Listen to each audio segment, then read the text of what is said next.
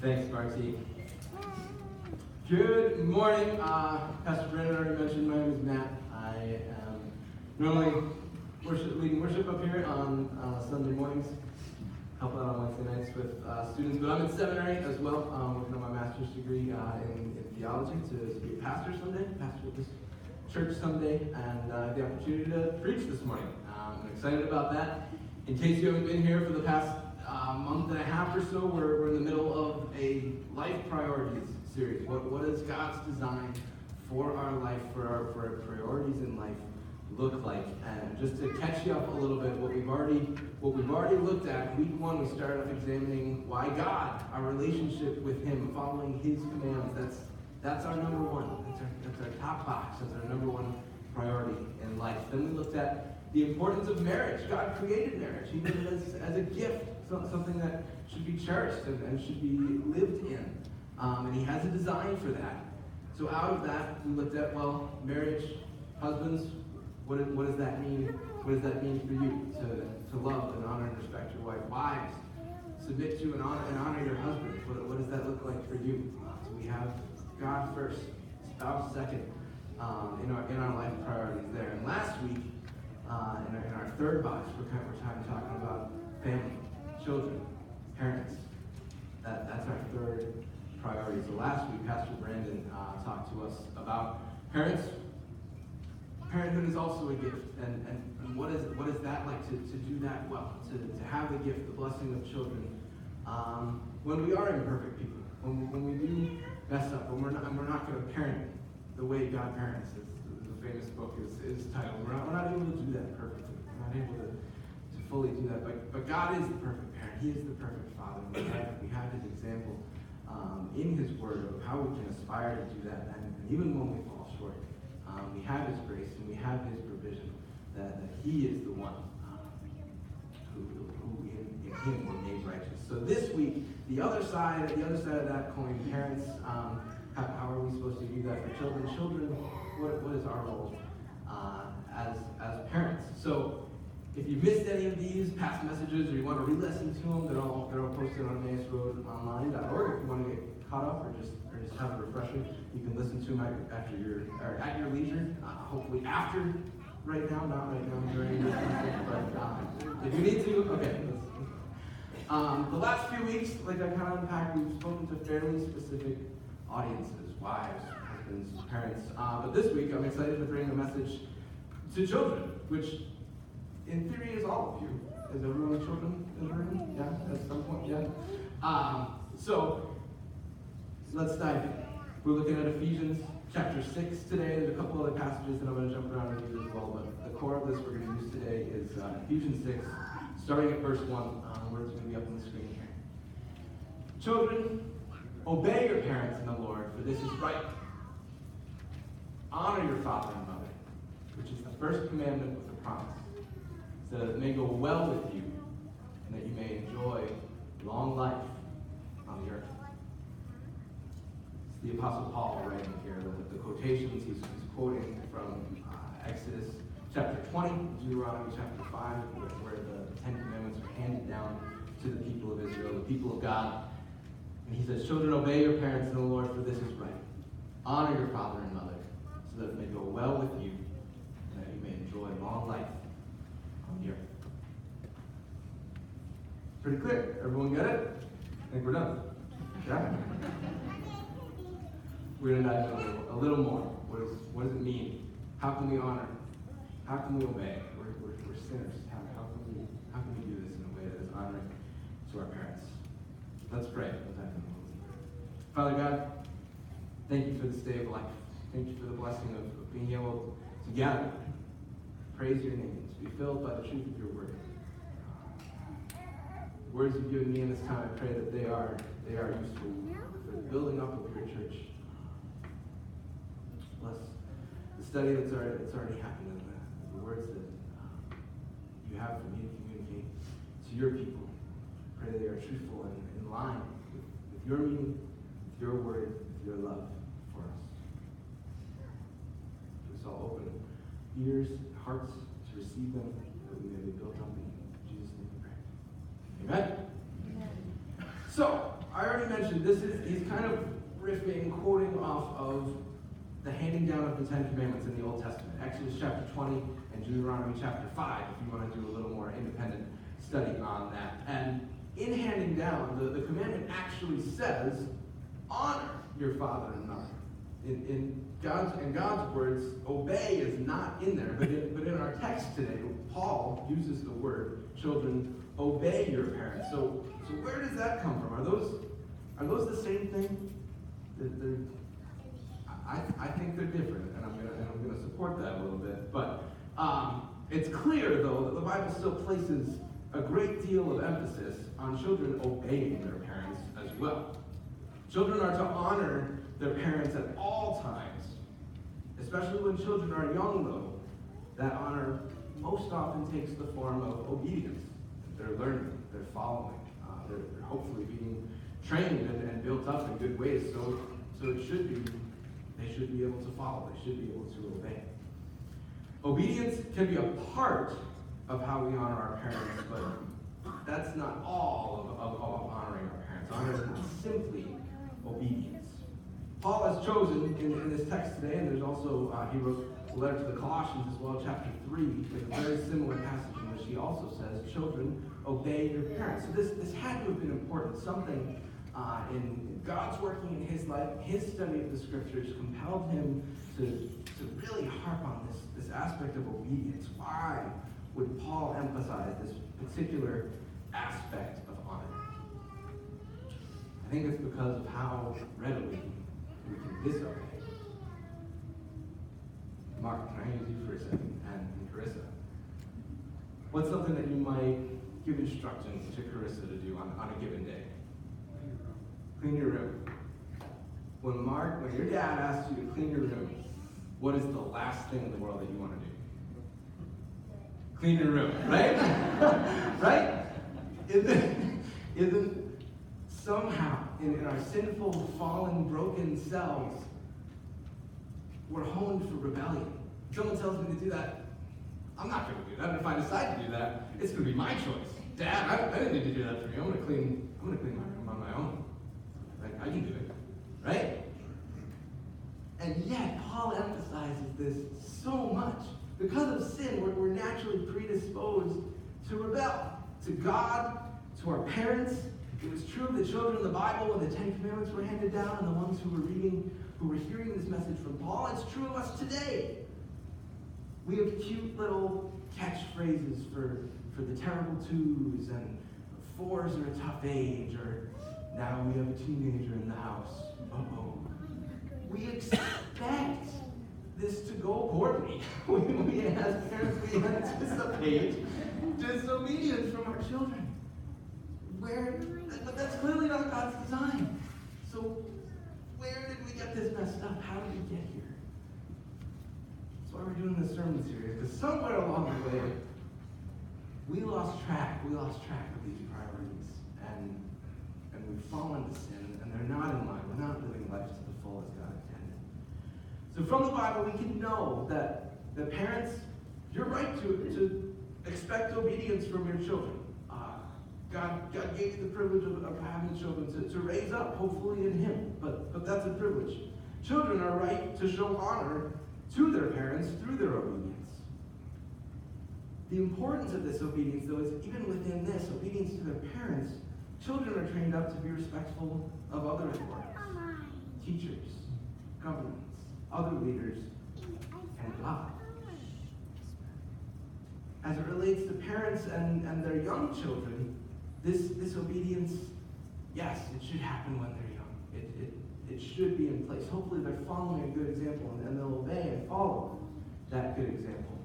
It might change a little bit when we're out of the provision and care of our parents. Adult children, I don't think you're held to that same measure of strict, absolute obedience to your parents once you are adults.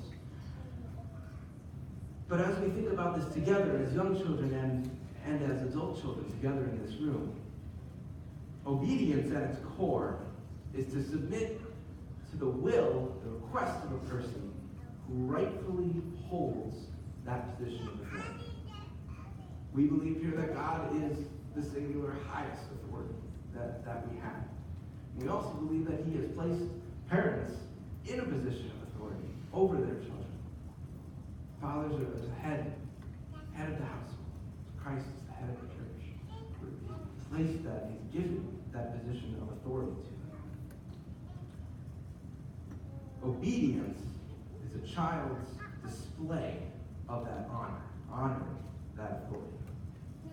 I want to say it again. This is not a blind obedience, just an absolute submission to everything. If our parents command us to break earthly laws or God's laws, I don't believe the Bible is telling us to be obedient to a T on those parental commands. At that point, we would submit to the higher authority, the authority that God's put in place, either the government or himself. Our parents' authority cannot overrule the authority of God.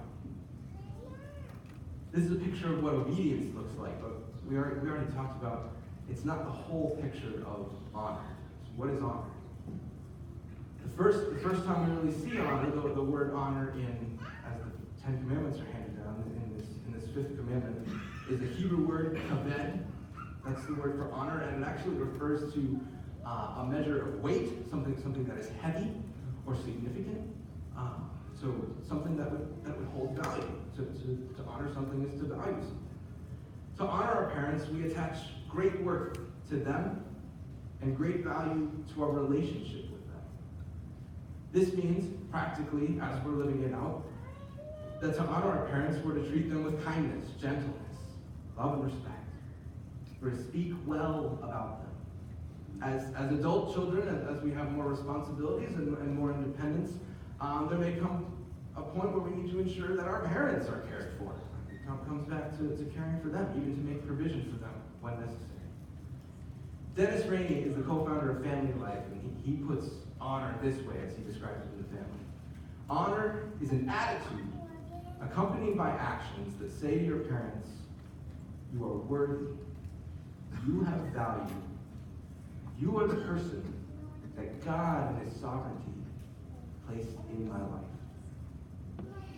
Do we always have that attitude towards our parents? Carissa, when your dad asks you to clean your room, is that your response? Yes, Dad, God put you right here to tell me to clean my room. I don't do it well either all the time. We can't perfectly keep God's law. We don't always have that loving attitude. Wouldn't that be great if just at every moment we could just say, Mom, Dad, we're worthy. You're of value. You're a person God sovereignly placed in my life. That would be awesome. But we fall short of that, unfortunately. We're broken. The world is sin. We can't perfectly keep God's law. We can't perfectly keep his command to honor your father and mother. And yet, God has still told us that in his sovereign will, in his divine purpose, there's a huge significance on honoring our parents. In reading the fifth commandment, there are two great blessings related to honoring our parents. It's actually in our text, Paul says, which is the first commandment with a promise. There's an implied promise to all the Ten Commandments that we will experience the steadfast love of the Lord when we keep his commands. But this commandment, the fifth commandment, is the first one that has like an additional carrot out there, if you will, for keeping this commandment. That also speaks to how important this really is. Verse 3 says, so that it may go well with you, and that you may enjoy long life on the earth. That's the additional promise. A long life and a good life. In the New Testament, our passage today, and kind of the corollary passage in Paul's letter to Colossians chapter 3, we find there's one more great blessing. Children, obey your parents in everything, for this pleases the Lord.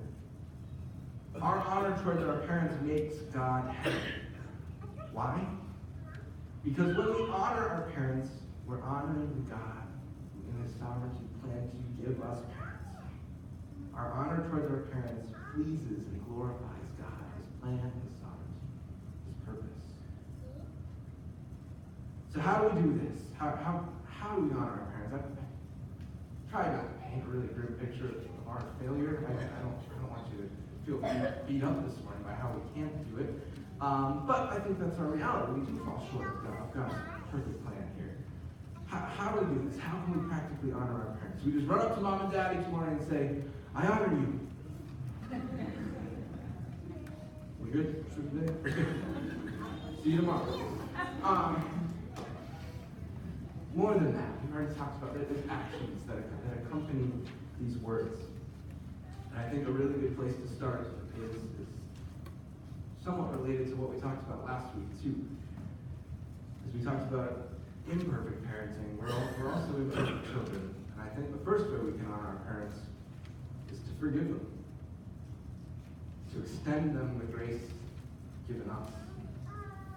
Some of you may have really difficult stories of your past with your parents. You're sitting there right now. You're telling me I'm supposed to honor this parent who's hurt me, who's neglected me. You don't know my life. I don't. I know what God's word is saying to us, though, here. And there isn't necessarily an exception in these verses. God's placed our parents in our lives to honor them.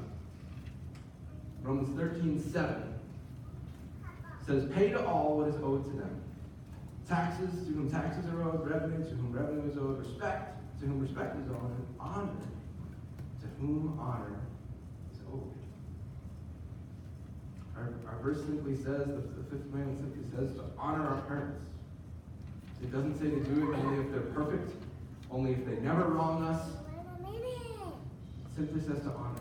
So no matter what their sins are in our past, what they've done to you, I think it's still honoring for us to forgive them, to extend them grace, to extend them love. I'm not saying it's easy. I'm not trying to paint that picture. But I think that is what this text is calling us to. Whether the shortcomings are large or small, they may have had anger or made unwise decisions for us, unrealistic expectations for our lives. I think we have a choice to either harbor resentment for them or forgive and honor them and bring glory to God in that. They aren't perfect. We're not going to perfectly honor them either, though. So I think there's room for grace. Another way I think we can live this out is to simply speak well of them. Words can build up, words can tear down. We can speak well of our parents privately and publicly. You don't have to lie about it. You don't have to paint some false picture of who they are in your lives or what they do. But build them up, affirm them. If you experience their goodness, their care as parents, voice your appreciation. Voice your kindness to them. If you're seeking wisdom or advice, seek it out from them first. You don't absolutely have to follow it, but it's affirming to them to know that you care for them. You care for their opinion, their wisdom, their insight from their experience on your lives. And with this, don't tear them down when they fall short. There's a God who's a ruling authority over them that they have to answer to. That your words of tearing them down are not going to transform them into the parent that you maybe wish they were. Even if you're sitting there today and you can't think of any kind words, maybe you can't about your father or mother, you can still honor the position of parenthood, the plan of parenthood that God has set down by not tearing down your parents, by not venting about the ways you felt wrong by your parents, by not dismissing motherhood or fatherhood for others. First way I suggest we can do this is forgiving them, extending grace and love to them. I'm not saying it's easy. I'm just making suggestions, I think the text is speaking to you here of how we can honor. Finally, and this is super practical for some of you in your life right now, and some of you are like Ava, and you're still very being supported by your parents. You're not necessarily supporting them, but that's something the Bible calls us to as well, to support them emotionally, logistically, maybe even financially at some point when the time comes. 1 Timothy 5 compels the church to care for the sick, the elderly, and the children, even when the children return to their parents, when they come back, to care for them in their old age. We can show them support in those ways, express confidence in the decisions that they've made by listening to them, by obeying what they have designed for us, as long as they're in line laws and God's law. So we can pull that off, right? Sounding that we're just equipped, ready to go, marching orders. Let's do this, honoring our parents thing. It's not that easy. I wish it was. It sounds hard to faithfully honor our parents all the time. We need to lean on God's grace for us. We need to extend that to our parents. We have a model in the Bible of what the honor and obedience of a perfect child is. You know who that is? Jesus. Yeah. We see honor and obedience perfectly displayed in him. He was fully God, yet he was born fully man to earthly parents. He willingly, joyfully, and perfectly honored them both, Mary and Joseph both. There's a story in Luke 2 that we see his childhood obedience in. He went down with them and came to Nazareth and was submissive to them. He was a youth, aware of his godliness, aware of his divinity, and yet he had earthly parents that he submitted to, that he followed, and he obeyed. We see his honor as an adult child. We see his honor modeled when in the moments before his death, he's hanging on the cross. He sees his mother, and the disciple whom he loved, John, are standing there watching their beloved friend and son die. Jesus saw his mother and said to his mother, "Woman, behold your son." To the disciple, "Behold, this is your mother." In that hour, the disciple took her to his own home. Even in his dying breath, Jesus was honoring his mother, ensuring that she had provision, someone to care for her, but he was no longer here. He honored her in that way. Just as Jesus honored and obeyed his earthly mother and father, he honored and obeyed his heavenly Father. In all he did, he spoke well of his Father. He directed glory to him. He carried out his will. He wasn't bad-mouthing God to his disciples. Yeah, the old man upstairs, he's got this crazy plan for me to die on this cross and save the whole world. That's not the joy, that's not the Jesus that we see in the Gospels. He spoke of God's plans in a way that was respectful and reverent. Even when he requested for the burden to be lifted from him, he said, "If it is your will, would this burden pass from me?" He would still submit to not, "I can't do this, God. I didn't need you to take this, whether you like it or not. I need you to remove this." Even in that moment, "If it is your will, let this pass from me." We see this honor and obedience from Jesus to his Father in heaven. Philippians 2:8 says, "Being found in human form, he humbled himself by becoming obedient to the point of death, even death on a cross." Jesus honored and obeyed God's will. If we want to do this for our earthly parents, we can learn from Jesus' example. Parents, children in the room right now, I know it's crazy to think about, but someday you're probably going to be parents too, so listen up. If we want to see our children grow up learning to honor and obey us as parents, we must teach them about Jesus. He was and is God's Son. Those who confess their sins and believe that he is Lord are sons and daughters of God too. Through his amazing grace, that we can call God our Father too. He's the example of how to perfectly obey God's perfect law. He did it. You've already heard me say, we can't do it perfectly. He did it perfectly. For his perfect Father, for our sake. Amen. Father God, we thank you for your sovereign will, your divine plan in our lives. Thank you for the blessing of parents. Thank you for the blessing of you as our Father in heaven. Even as you're caring for the birds of the air and the flowers of the field, how much more do you care for the children you love? Keep us close to you. Fill us with strength and peace and grace to honor our earthly parents in a way that honors you. Thank you for the gift of your word.